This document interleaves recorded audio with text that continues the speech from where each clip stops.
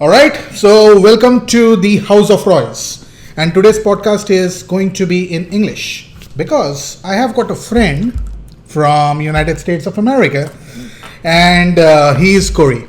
And if you see, we are wearing the same T-shirts. And what does it say, Corey? It says Royals, South Asian, New England. Okay, perfect. So with this, let's start today's podcast.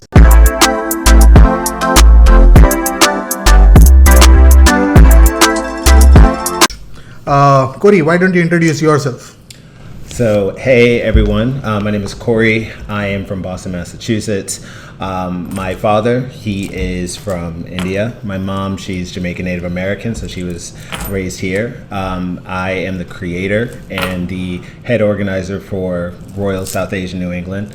And outside of that, I am an artist. I work in a variety of different fields, actor, director, producer, rock vocalist, so whatever you can think of creatively, I probably already done it, so. Wow, thank you, Corey. And I am Subir, all right, and I'm your host today. I'm just going to interview. The topic today is basically about this group, okay, Royals, South Asian New England. And we will try to know more about this particular group, what it stands for, what its mission, and why is this important for our podcast, okay? How it merges with the mission of this particular podcast. So let's begin with the first question that I have for you. Yes. Which is, tell me about your group. When did it start? What was the history? Why do you think it should start? How did you envisage about this group?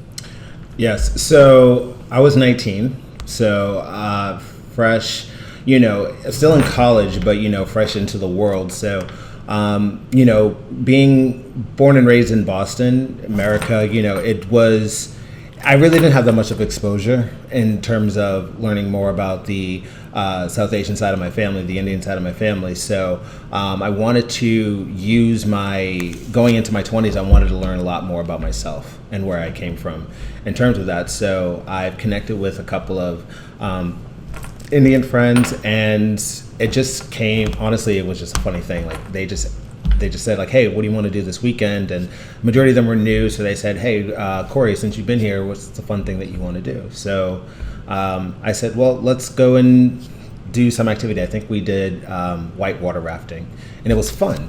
And so after we were done, they sent me over a text saying, okay, so what's next weekend going to look like? And hence that's where the whole organizing thing started. And to be honest, I really didn't feel like I was doing organizing as much. I was just having some fun with some friends, and then they started including their friends, and then it just became a thing. And I thought that this was a great opportunity for me to learn a lot more about my culture. And so, yeah, I said that this was a great platform for me to meet new people, understand different areas of India that I probably wasn't exposed to or knew about. And it just became a great opportunity for me to learn. So, all right, this is what I'm gathering from what you're saying, is that it started first as an attempt from you to know your roots. Mm-hmm. Oh, wow. Yes. Because it comes to the point where in life, like you are raised in a certain way where it's like, okay, yeah, this is America. This is how Americans act and they interact. But to know another side of my culture that I wasn't exposed to as much, it was a culture shock for me. So to get to interact with them and to understand the language a little bit. I can say that I understand Hindi a little bit, but not enough to be fluent. But to get to know like their customs and the different types of festivals and practices that they do on a day-to-day basis, and just getting to know someone that you don't normally interact with in life, that was a trade-off for me. So yeah. Interesting. So a lot of Indians keep coming into your group. Yes. And a lot of Indians keep leaving the group as well, Yes. depending on whether they like it or whether you want them to be in the group or not, depending on how they behave, right? I have been a part of this group since past 2 years, so I know this. But one fascinating part is that, and which is fascinating for me, is that you see so many Indians who shift from India to US, and then they are a part of this group. So you have been interacting with them a lot. Basically, these are the people who are facing a cultural shock because they come from a different culture. Now they are trying to assimilate into a new culture. Yes. So what are some of the challenges you think these kids or these people who relocate from India and come to US they face? What has been your observation? That's a good question. So one thing that I can say that I noticed was that it happens with everyone, I think, that when they go into a new environment and they don't know anyone, it's just the fear, right? It's the anxiety of being in a new place where you don't know anyone, no one knows you, you're on your own. It's terrifying, for anyone. And, when you meet other people who are, who's probably from the same area as you or the same state as you or they speak the same language as you, it's that comfort of knowing like, okay, hey, at least I know someone that gets where I'm coming from, or they are from the same place where I'm from. So it's that camaraderie type of connection. So I feel like a lot of them they are a lot reserved and they're cautious, because especially when you're going into a new place, of course you're told by your family and your friends, like, you got to be very cautious going into a new environment. You got to think, very clearly. You got to think very, strategically. You got to be very careful, going into a new place. So when they come to America, they have their guards up all the time. Anybody that interacts with them, they see them as a threat first, right? Until they prove themselves otherwise. So it's a lot complicated for them to step outside of their comfort zone, to put themselves out there, be vulnerable, and to connect with people. And I feel like that's the beauty of my group, is the fact that we understand where you're coming from. And we understand that, hey, you're in a new environment. It's completely new. It might be scary, but hey, I'm going through the same exact thing too. And let's chart this new world together. Let's adjust here together. And at the same time, you're finding all amazing people and you're discovering different areas that you've never went before. You probably have gone before, but you just haven't noticed like this gem that is there. And at the same time, you're gaining that support system that I feel like everyone deserves to have when they go into a new place, for them to adjust a lot more better to Boston. And hopefully, slowly but surely, they'll start feeling like Boston is their second home. So interesting. Yeah. I actually echo your views, because a couple of days back we actually recorded a podcast that was not in English, that was not in Hindi, that was actually in our local language, in Bangla. Okay. And it was about understanding the cultural shock when you migrate from one country to the other, and what do you do about it. Right. And one of the things that we agreed upon was that you need some support system in the new country, so that it becomes easier for you to let your guards a bit down and be comfortable with the new culture. And that's what your group helps a lot of people do, right? So I think that's one thing I see as a great benefit people get from your group. But tell me one thing. I have also been discussing a lot about diversity. Okay. I have been talking a lot. I am a great proponent of diversity. I always believe that if you are trying to solve a problem, it's always good to have diverse opinions about that particular problem, so that you sometimes can or most of the times you come up with the most efficient way of solving that problem. And this is true for all the problems in your life or in any project. Now over here, what's happening is that you have so many people who are originating from India, right? And they are a part of your group. So there is a kind of lack of diversity, I would say, because they all originate from a country where the mindsets would be similar, and then they are part of this particular group. So do you think that this is an advantage for your group, or do you think that this might be some area of concern for you later in future? I feel like it's based off of context, right? So for me, over the course of this time, there have been non-Indians that were a part of this group. Yeah. For an example, I have a great friend. She was a part of this group for a couple of years, but she was from Madagascar. But she was really heavily a part of this group. But she got to understand a lot more about the Indian culture. And of course, we have an individual who's from Sri Lanka. She's an amazing person. So again, she got to understand a lot more about the Indian culture, but I feel like she's already exposed to it already. And then as of recently, we do have a person who is from Pakistan, who's a part of the group. So I feel like that piece is already there. And of course, me, obviously, I'm American, but I feel like that piece is already there where people can understand, a culture that they're not familiar with or they heard about, but they just didn't know about. But for the rest of the other people that are part of the group that are from India is split off into different regions. So they're from different states. They're from different backgrounds. They speak different languages, right? And of course, growing up, a lot of people they'll tell you like, okay, well, hey, the people from the north, the people from the south, the people from the west, the people from the east, they behave a certain type of way, they speak a certain type of way. I feel like this group, since it has a mixture of those people that are in there, it's a great opportunity for them to probably abolish whatever type of stereotype that they had about a particular group of people, to understand them and say like, okay, hey, they act the same way as I do, or hey, they like the same exact thing that I do. They're into the same exact things as I am. And you know what? I like them for who they are. So let me get to know them a little bit more, right? And so now the narrative has shifted, from what you thought that you knew about that culture or that part of the culture that you were a part of. Now you already have an experience about. I feel like, growing up, and this touches on the racial aspect of life, right? Like you're raised to know like, okay, hey, this is this part of the world, or this is this race, you need to be wary about, or you need to be cautious about. And so you're taking on somebody else's experience, be it positive or negative, and that's the mindset that you grow up in, right? But when you have that experience of interacting with that person, you're going to realize that maybe, hey, it could be the same exact thing that you've been told about, or it could be completely different.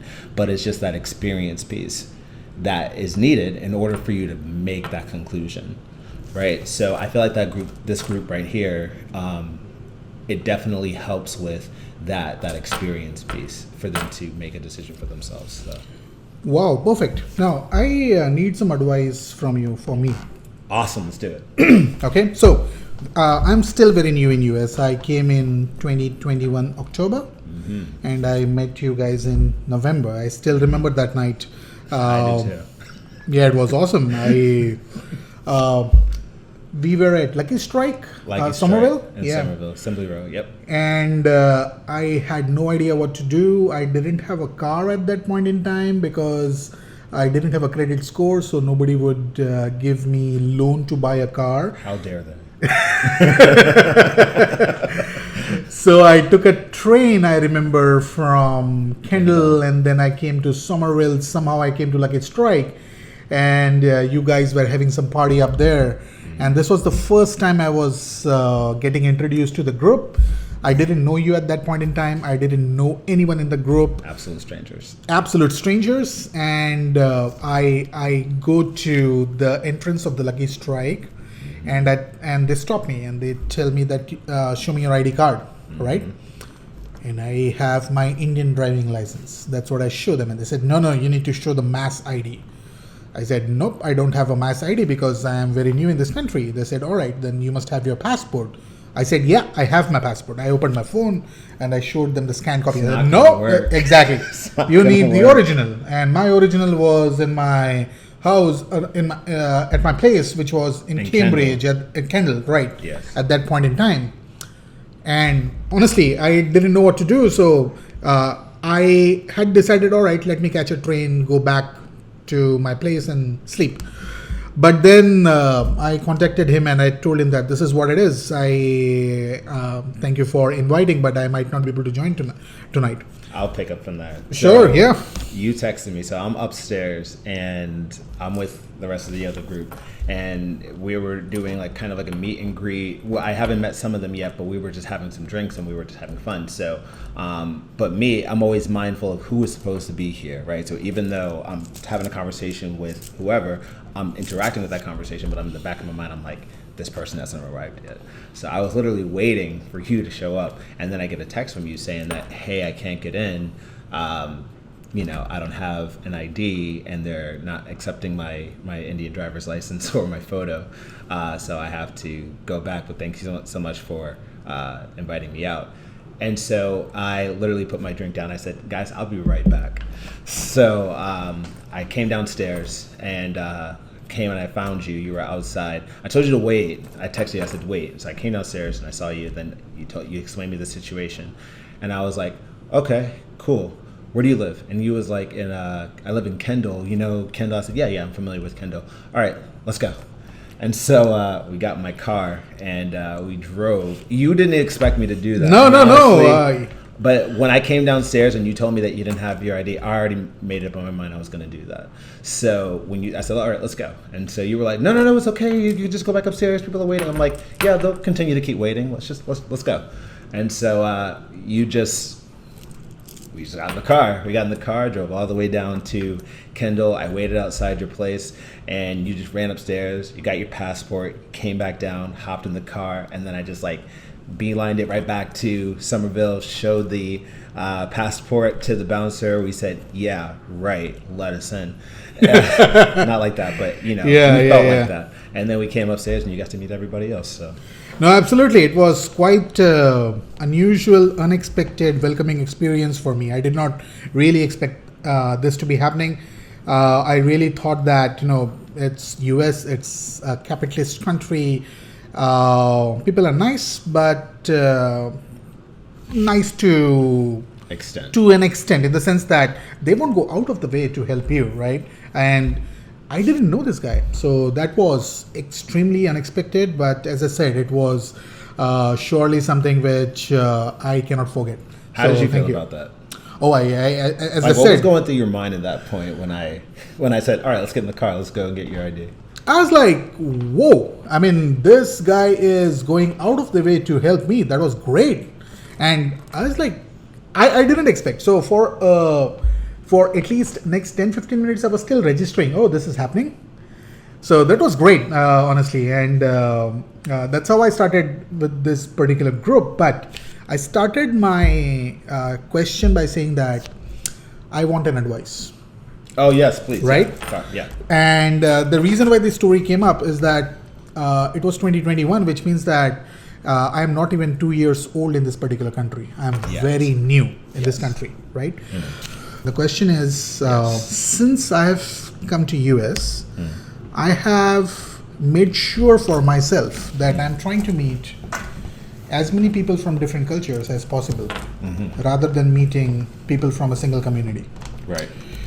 But I look around and I see a different trend. So for example, my wife, she loves meeting a lot of people who come from West Bengal, Bengalis, all right? I see a lot of people who are Telugu, they would form groups with Telugus only, all right? I wouldn't say only, but majority Telugu people, all right? And then there would be somebody who is from Maharashtra who would generally form groups with only Marathi people, right? As I said, I am a staunch proponent of diversity for my own sake, so that my views are not narrow and they are wide enough. I get different viewpoints, but that's me.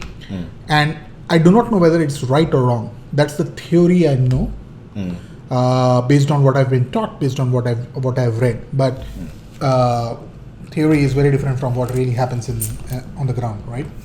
So you have seen a lot of people. You have seen people forming a lot of groups. Yes. You have your own group. So the group dynamics is something you understand better than me, right? So what do you think about my strategy? Strategy in the sense I don't do it as a strategy, but I love mingling with different cultures rather than sticking to one single culture. Do you think that this is a better way uh, of somebody like me who is new in US to live in US, or should I be sticking to a particular group, making deep connections in that particular group, and then grow myself as a community, grow myself in that community? What do you think? Well, for the latter, I feel like if you do that, then you're no better off than just staying at home in India, Correct. Yeah. right? Not saying that in a disrespectful way, shape, or form, but I mean it is what it is. If it's kind of like me going to India, right, to get an experience, but when I meet other Americans in India, I'm only solely sticking with the Americans. Yeah. I'm not really exposing myself, Mm-hmm. to the culture, right? So I would say for comfort, I mean, sure. I mean, like I said, when you're going into a new place, finding that familiarity with, either for somebody who is from the same, part of India that you're from, maybe even from the same state, maybe from the same city, that you're from, or went to the same school that you did. I mean, of course, that camaraderie is always important. That's true. But any new place that you go into, you have to immerse yourself into the surrounding, into the culture. And that's just a rule of thumb. And this is just my own perspective. This is my own opinion. Okay. But yeah, that's how I feel. Like if I'm going to India, I want to get to meet the locals. I want to be able to understand from the locals on how they live life on a day-to-day basis. What do they do? What do they enjoy doing? So that way I can acclimate myself with that part of India, right? And then if I start doing a tour around India, then I'm going to do the same exact thing with new people that I meet, right? Because I'm new. I want to learn, right? I'm not going to learn if I'm just sticking to just one group of people that either look like me or speak the same language as me. It defeats the purpose of going. I might as well just stay at home if I'm going to do that. So if you want to diversify your group, the first thing you have to do is just understand hey, listen, this is who I am. I know that, well, I'll speak from my own perspective. I know I'm American. I know that I speak mainly English, right?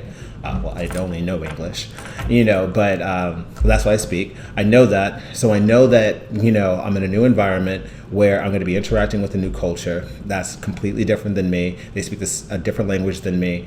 But hey, if they're curious to get to know me, I should be curious to get to know them. So I'm going to put myself out there, right? And that's what I'm going to do, right? And so I would advise the same exact way. Hey, listen, yeah, of course, go into everything with caution, but don't let that caution stifle you from not doing it.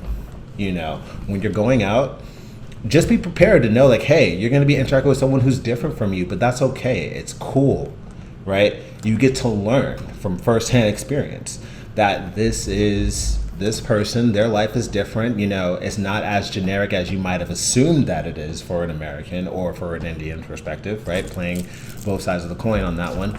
But you know what? I want to get to know that person. Sure. Right? And then once you start to get to know the person, you're going to get comfortable, right? And then now you're going to realize that, hey, it's not as bad as I thought it would be to put myself out there like that. Maybe I should do it again with another culture, right? And so now you're getting familiar with firsthand experience, while interacting with all these different other people from other cultures. So if you want to do that, I would suggest that a couple of things. One, you can start your own group like I did, that has a common theme or a common topic or a common activity that, a variety of different cultures would enjoy. And then, just be consistent with that. And that way, that's a great way to get to know people, by breaking the ice, by doing things that are fun that other people enjoy doing, right? That's how you get to know people, right?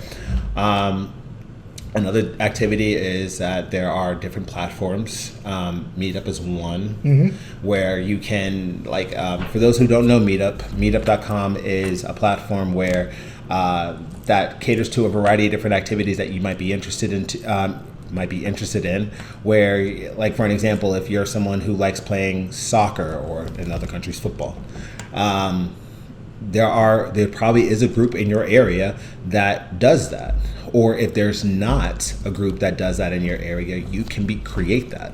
and now you get to meet other people. So it's a great platform for you to engage in different activities or create your own group that targets a specific activity. So it's a great site. Check it out.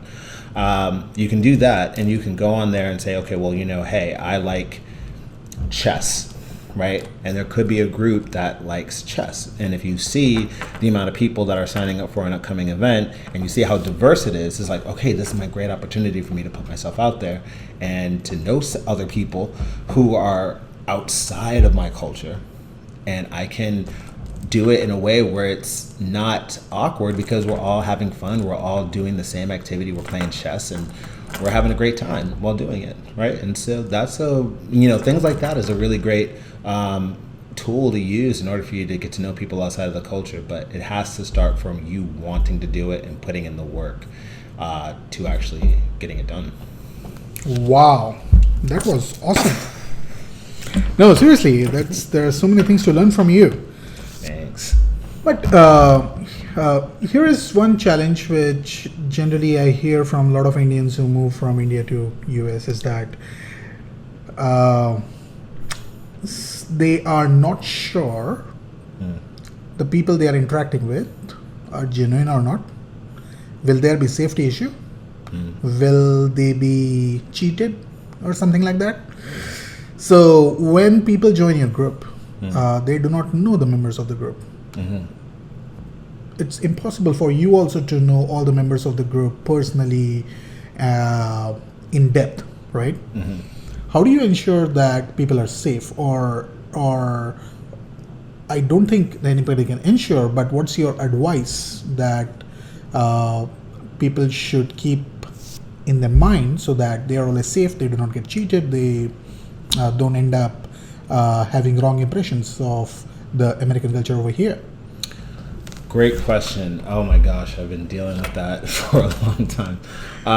One thing that I can say before I get into my steps is that if I go into everything thinking that I'm going to be cheated or I'm going to be harmed, I'm going to be, like something bad's going to happen, I wouldn't have this platform that I have right now. If I had my mind programmed like that, it's good to have it in the back of your mind. Of course, that's where the caution piece comes in.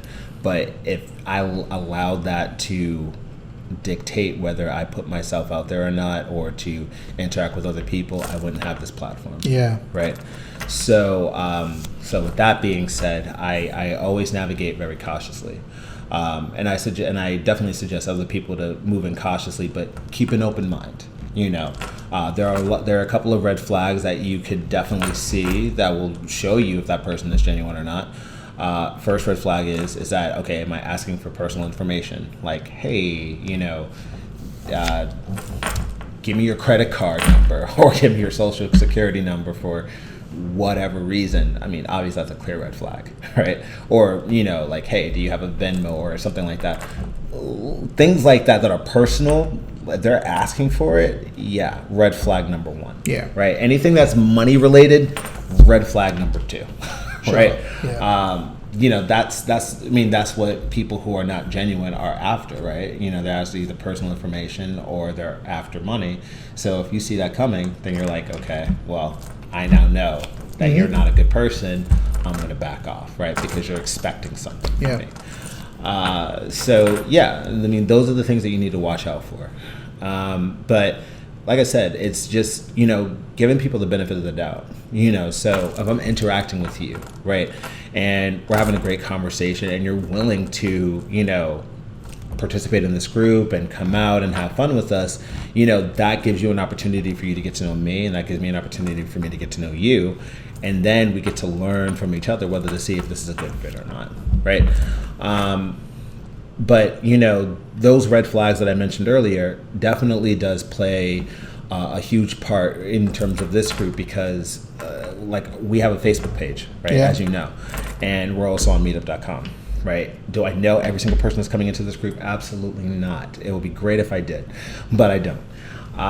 But with that being said, I do have some safety protocols put into place. Like, for one, I have a filter WhatsApp group. So for our Facebook page, of course, I post all our content there, which is our pictures, our videos of all the activities that we do. So that's there. And I say, hey, if you guys want to join on the next adventure, join our WhatsApp group. So I post a WhatsApp link. So that WhatsApp link is our filter group.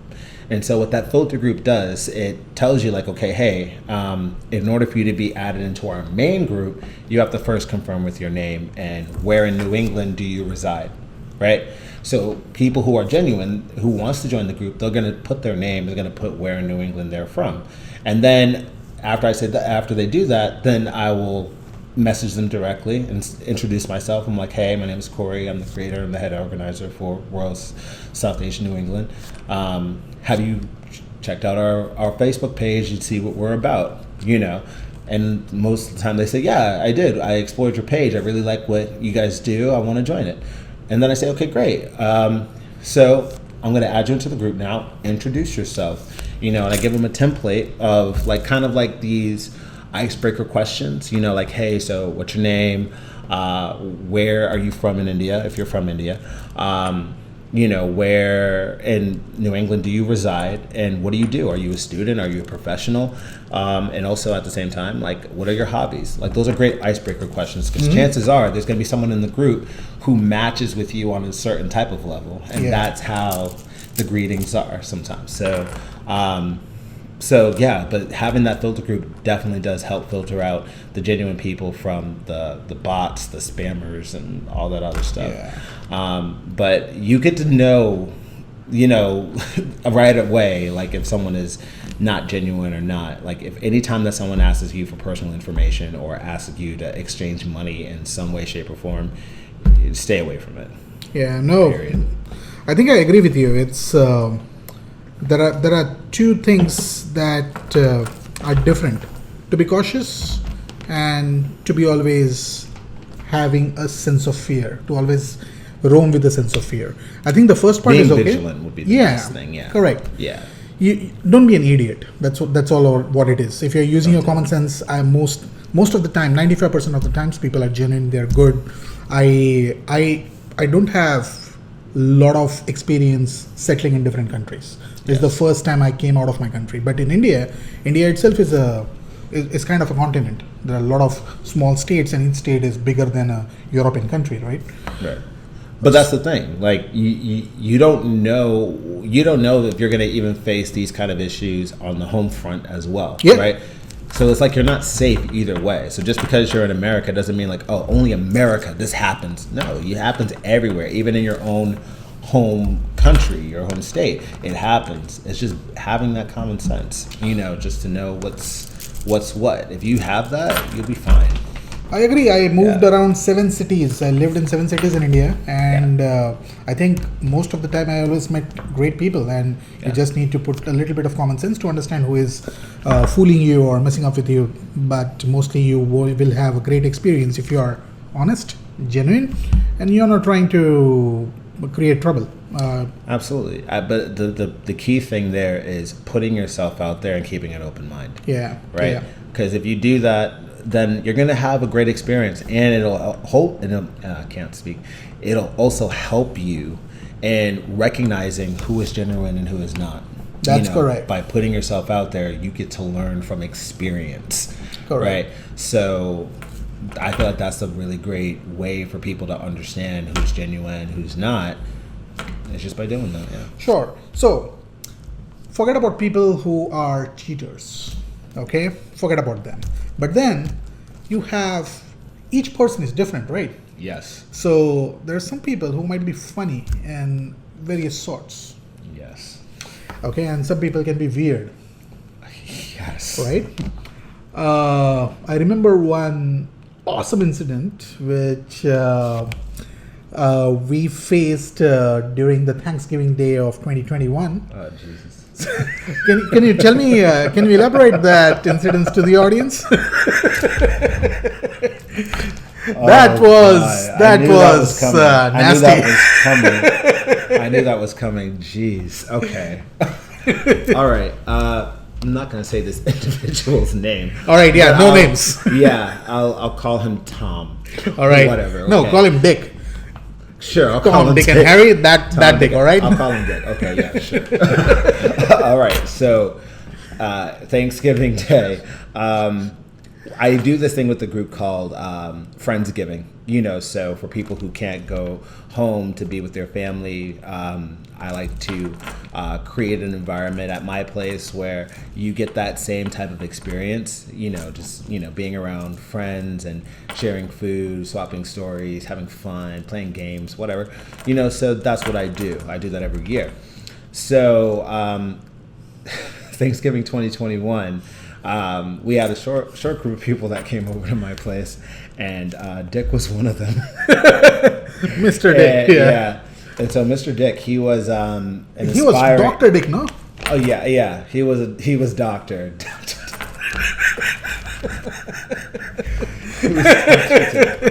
Yeah.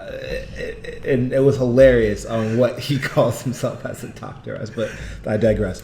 But the thing is, he said that he was coming over, and at the time I was fine. Like, there was no problem with him whatsoever. He was absolutely cool. Eccentric, yes, but like, he was cool. So he said he was coming over. Okay, fine. So he ends up coming over. He brings in this big bottle of Smirnoff. Right? Yeah. It's a flavor. I forgot the name of the flavor. Some mango flavor, no? Yeah, something mango flavor. Yeah. So brought in this huge bottle of Smirnoff. Right? And so I said, okay, well, we have a couple of sodas over there. We can probably mix it later on, but majority of us, we bought beer, so we're going to do that. So I don't know what this guy had in his mind. Mind you, that Dr. Dick was about in his mid 40s. Yeah. Right? Was he mid 40s? I think he was 50s or something, no? I think he was somewhere in his 40s. All right, okay. That's what he said. Sure. Okay, sure. But that's what he told us. Mm-hmm. So, the majority of us were like in our 30s, so we're like, okay, we're a bunch of people having a great time, we're eating some great food, and we're just communicating, we're just having a great time laughing. The night's going on great, but for some reason, this guy, he thought that, oh, you know what? I'm going to show these people that I can keep up with them by drinking this bottle of Smirnoff, right? I don't know who he's in competitions with, but for some reason he thought that, by doing that was going to impress us or something. So he was pouring this cup of Smirnoff, no mixer, no ice, just straight Smirnoff vodka. And he was just drinking it like it was water. I know it looks like water, but it's not water. Yeah, of course. So he's just go ahead and drink it. And as soon as he's done, he's pouring himself another one. So, okay, sure, whatever. We're all sitting in my living room, and we're having this conversation. And I don't know how this conversation shifted into this topic where he was talking about women were only put on this planet to satisfy men. Yeah, that pissed me off. Same, so yeah. Because I was raised in a house full of women. My two older sisters, my mom, my grandmother, my great grandmother. All of them were phenomenal women, and they still are to this day phenomenal women. And to hear someone like that, Dr. Dick, say that women's only purpose on this planet was to satisfy men, it pissed me off so much. But somewhere in his tirade, he was just going on, and then he pauses, and then he says, "Corey, I need to use your bathroom." And I'm like, okay. So I navigated him to my bathroom. So my apartment is 2 floors. So when you first open the door, you go up the stairs, you're in the main area, which is the living room and the kitchen. And then there's a second flight of stairs that'll take you to the bedrooms and the bathroom. So I led him up the second flight of stairs, and he went to the bathroom. And I guess he had to puke out. I mean, obviously, if you're going to be chugging vodka straight, that's what's going to happen. So I thought, okay, let him just do his thing, whatever. An hour goes past, I check on him. "I'll be out in a minute." Okay, you've been in there for an hour. "I'll be out in a minute." Okay. So go back downstairs. Another hour passes. I go back upstairs again because now I have to take a leak. Sure, of course. Knock on the door. "I'll be out in a minute." "Yeah, you've been in there for 2 hours now, guy."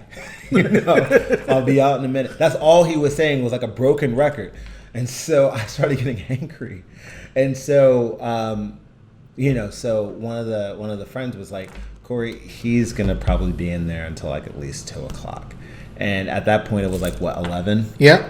So, I was like, okay, that's a prediction, but I'm going to get him out of this bathroom sooner than that. So anyway, we're back downstairs, and I think there was like four of us, right? 4 or 5 of us. Yeah, 4 or 5 of us. Five of Yeah. us. So luckily we were all guys, because man, if there were women there and they had to go to the bathroom, oh man, that would have been That would have been ugly. Yeah. that would have been ugly. But luckily it was just all of us guys there, which was fine. But we ended up having a great conversation. This guy was upstairs. He was bragging that whole entire night that this girl, she's coming down from some part of Northern Mass from Western Mass. Yeah, she's driving all the way down so that way she can spend Thanksgiving with me. Yeah, oh yeah, like it's talking. I remember very that. Yeah, creepy, whatever. And then he kept getting notifications on his phone. Remember? And he was saying that, oh yeah, look, she's messaging me. She's telling me that she's almost here. Oh my God, I can't wait till she gets here. Talking all this nonsense, right? Of course. Like, okay, sure, guy. And so so hours pass, and now it's like 1:30. And it's like we're winding down. It's time to go home. This guy's still locked up in my bathroom. So we all decided, okay, we're just gonna leave. So we left out of my apartment, and then we go to different areas of the complex, and we just take leaks outside.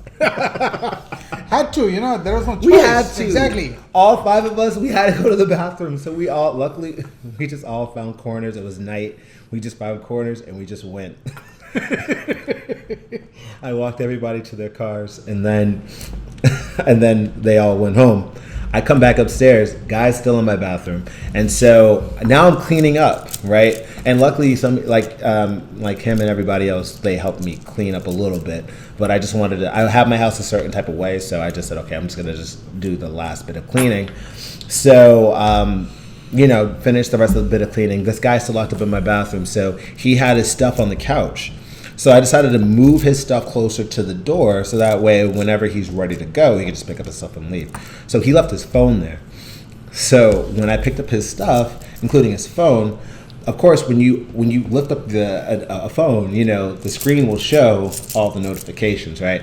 So the whole entire night when he was bragging about, oh, this girl, she's coming down, she's sending me all these she's texting me and all that other stuff, she's coming down, oh my God, it's gonna be so great. Yeah, so he's not doing anything to leave, and it's because those notifications that he was getting was from his aunt.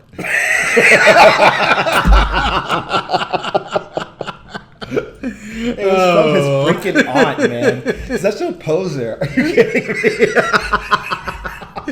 That's the girlfriend he was talking about. That's the girlfriend he was talking about. And I'm like, ew, are you serious? Oh, wow. You serious? Like, you're sitting there sexualizing your aunt coming down here to visit you? Okay, gross. So this guy was bragging the entire night. So that's what I made up in my mind. I'm like, this guy's such a poser. Are you kidding me?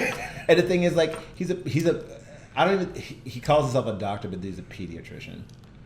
That's a doctor. That's a doctor, right? Yeah, of course, yeah. Yeah, but he made it sound like it was like so important. I don't know. He told me that he was a gastrosurgeon or something. Dude's a pediatrician, man.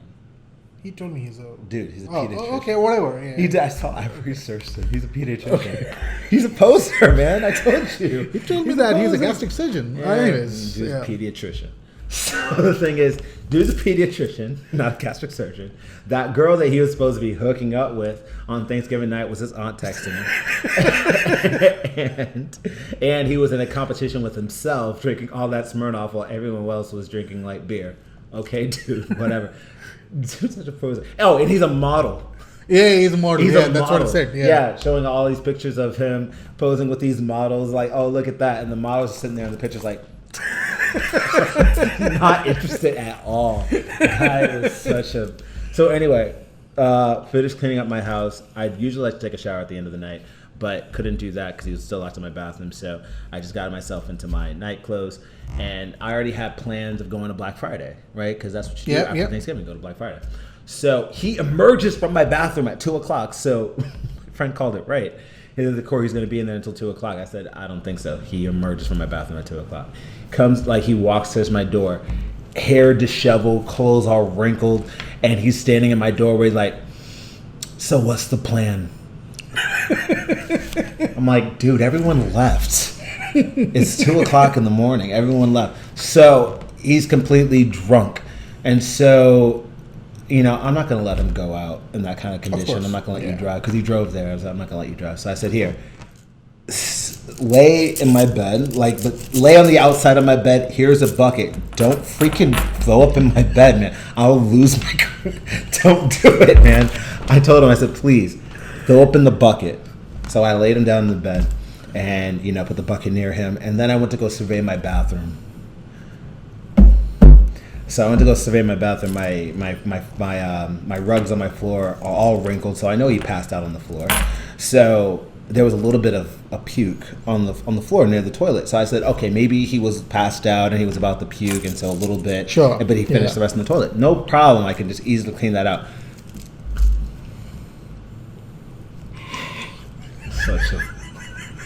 This drop that was there, it wasn't leading to the toilet. It was leading towards my tub, and because I saw a little bit on the tub too, and I'm like, why is there some on the tub too? And so I said, please no. So I pushed back my shower curtain. My guy, there was a mountain of puke. Everything that was in this guy's system was in my tub. It was in my tub. Yeah. So I walk out of the bathroom. I walk to him, and I just asked him just directly. I'm like, "Did you puke in my tub?" I know the answer, but did you puke in my tub? I just wanted to know if he knew what he did, and he's basically nonchalantly, "Oh yeah, I did." Okay. Why? Wow. Why? Yeah. Oh, it was convenient. What do you mean it was convenient? Oh yeah, so I was sitting on the toilet. I was sitting down, and and since the tub was like right here, like I didn't want to get up, so I just into the tub. I'm like, why didn't you just do it in the toilet like a regular, more convenient, no? Yeah, like a regular person. Why don't you just do it in the toilet like a regular person? Why? Oh, I didn't feel like getting up. So yeah. So, oh, it's okay. Just turn on the shower and just wash it on the drain. Dude, I am not about to do that. I didn't tell him this part, but in my mind, I'm like, I'm not about to do that. Are you crazy? I'm not about to turn on the tub, have your mountain of throw up just go right into my tub. So when I'm taking a shower, all that comes back up. No, I'm okay. Of course not. Yeah. So I said, he was like, oh, don't worry, I'll take care of it in the morning. I'm like, no, you've done enough. You're good. I go outside to the dumpster. People bought like this big screen TV. Luckily, they threw away the cardboard. Yeah. Took cardboard back in my house. Collected. Cut it up. And I had to scoop all of that out, and I had to put it in the toilet. Man, it was so freaking gross. I really wish I could say it. I can't say it on your channel, but it was so freaking gross. And so I had to scoop up all of it. And then as soon as I got all the big stuff out, then I had to tear down all of my curtains. I had to tear down my curtains, throw out my rug, my bath mats. I had to throw everything in my bathroom away. I threw bleach. I threw ammonia. I threw everything into my tub. I washed my tub like 4 or 5 times. And then finally, it was clean enough, but it's the mental memory of it, right? Because it's like, even though you wash it like so many times, it was still there, right? And so literally from like 6 months, I still walked into my shower with sandals on. Like, I can't.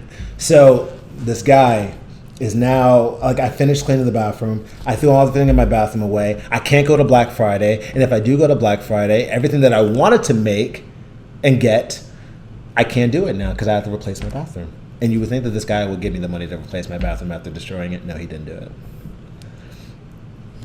But I'm not even going to get into the point of how I got out of that situation because he passed out at my house. But that's a story for a completely different time. But yeah, that was freaking gross, man.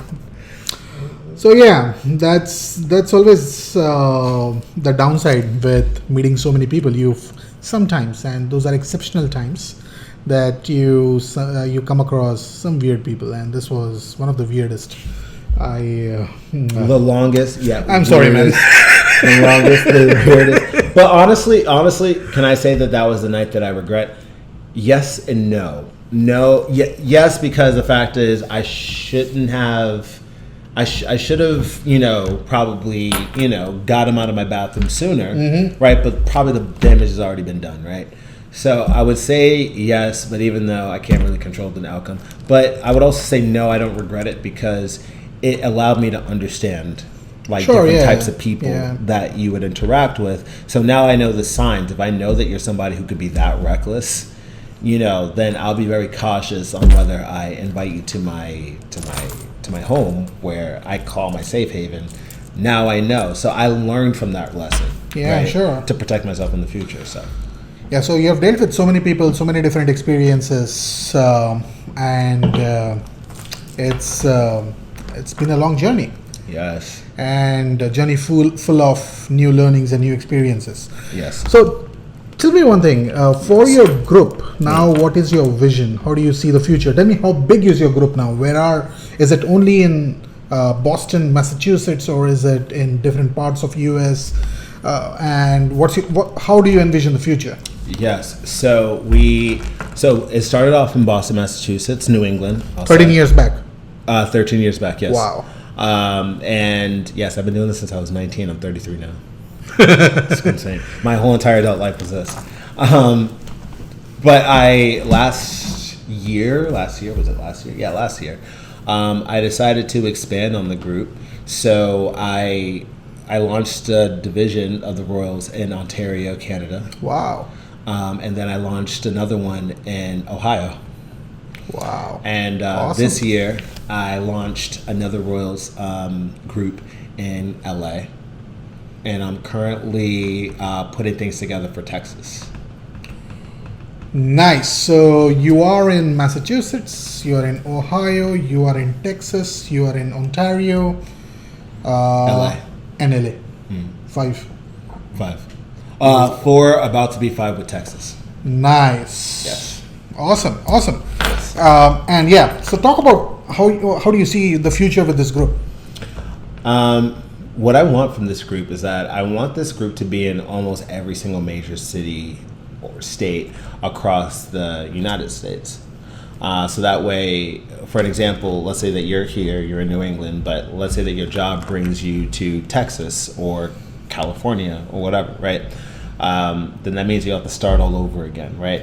But if you have a group that is out there, then you're never going to be, you're never going to be alone because there's people that are out there that hold the same values that we do here. And all you need to do is just put yourself back out there and just join that same network. So you're never truly gone from the group once you move out.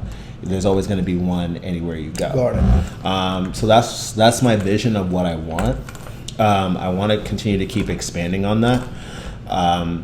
Another thing that I want to do is that I want to turn this into a nonprofit organization where I'm going to be collaborating with different small companies for now.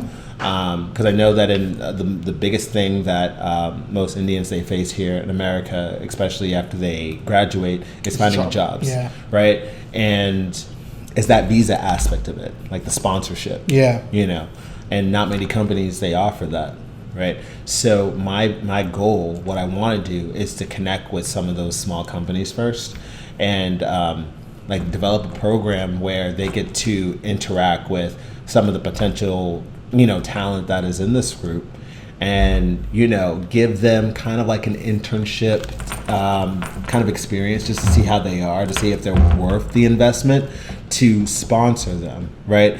And if this program is successful and it does work, then that company that used to do no sponsorship is now okay with sponsorships, right? And have that be a ripple effect where if we can get a couple of companies that change their minds of how they see sponsorships by this program that I'm putting together, hopefully other companies, bigger companies, can see how successful that is, and they're going to want to jump in. And so now it creates a lot more opportunity for future students that are coming into the United States, and they don't have to worry about whether they're going to get picked up for a job or not, because there's going to be a program where they can join and say that, okay, hey, I'm putting myself out there. This company is looking at me. They're giving me an internship. So now I'm going to do everything in my power to make sure that I really do well, and they're going to pick me up. And now I'm working in an amazing company that is sponsoring me because of what I can bring to the table. That's my goal, and what I want to do for this group is to develop that. So I know that it's a very big, ambitious dream, but I don't think that anything is possible. It just depends on how badly you want it. So. No, wow, that's great. And one step at a time. Don't worry about it. One step at a time, guys. And the thing is, it's very ambitious. But like I said, I mean, you're never going to know if it works or not if you don't put yourself out there. Exactly. Right? Yeah. So it's definitely going to be a battle. There's a lot of logistics that you have to think about. But, whatever. I'm going to just, do this it. is great. Absolutely. Yeah. No, this is great. And I'm going to observe this. I'm going to learn from your journey. Awesome. Thank you. So, let me not waste much time of yours. I think we have been conversing since quite some time now. Let me ask you one last question. If an Indian is coming from India to US and that guy will be staying in US or that girl might be staying in US for quite a bit of time, what's your 3 pieces of advice for that person? 3 pieces of advice. I would say, first things first is always be cautious and vigilant about everything. Don't be completely trusting. Definitely, have your guards up. But at the same time, it goes into my second bit of advice is keep an open mind. If you have applied to come to America, right, you're deciding that, hey, I'm going to leave my culture, right, and I'm going to go into a new culture in a new environment, so I might as well get everything I possibly can out of this experience that I'm about to embark on. Keep an open mind, keep that same energy, right? Put yourself out there, get to learn more about the new environment that you're in, right? Because that's what's going to teach you about what the surroundings are, the people who you should be interacting with, the people you shouldn't be interacting with that experience, not going based off of somebody else's experience. Having your own personal experience, it makes a lot of difference. So keeping an open mind to do that definitely is helpful. And, get involved. Get involved with a lot of things, that means something to you, because that's what's going to help you in the whole entire adjustment period. Like, for an example, this group, right? You came in, you've been in for 2 years, and now, you're the admin of one of our subgroups that we have. Yeah. You're getting involved in that. And at the same time, you're getting to learn from other people. You get to know about the mindset of other people, how they think, how they operate.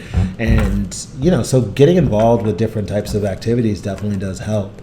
Don't be in the monotony of saying like, okay, well, I'm just going to stick to what I know and let that be the case, because you're not learning anything. You're not gaining anything. You're just doing the same exact thing that you were doing back at home, but you're just doing it here now. Sure. Right? Just put yourself out there. So that's the 3 major things: is being cautious, being vigilant, but also keeping an open mind and getting yourself involved in the things that make you feel great, and get you to learn. So yeah, I feel like those are the 3 solid things that I would give advice to. I'm sure that there's probably others, but yeah, for the top of my mind, those are the 3 things. No, that's perfect. I think this really connects with what I keep telling others about the cultural shock they face when they move from one country to the other. This cultural shock actually moves in 4 stages.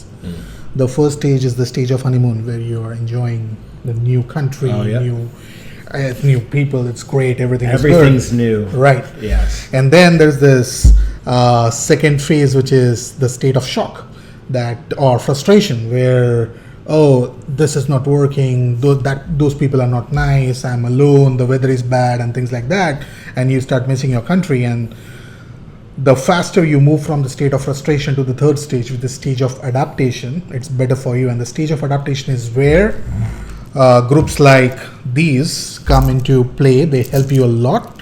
my whole adaptation into the American culture has been greatly facilitated by the group that I joined in 2021 November, and I'm still a part of that particular group. And he wears the shirt nicely, doesn't he? So with this, I think I would like to end this podcast, but as concluding thoughts, the conversations that we had, I wanted to know your views. Did you enjoy today's podcast? How was the conversation? I hated it. Mm-hmm. It's the worst thing in the world. Oh Yeah, my God, elaborate, I'm please. So Yeah. glad that it's over. That's no. honest. Yeah. That's an honest feedback, and I love these kind of feedbacks. Yeah, it was so grueling, guys. Subscribe. I do love the conversation. I love what you're doing with this podcast. I love what you're doing with this channel, because you get to have these interactions, right? I don't think that we ever had like this kind of long, we didn't. conversation. Yeah. But this is what helps. This is what I was talking about. Those three things: putting yourself out there and getting involved. I love having these kind of conversations and talking about the Royals.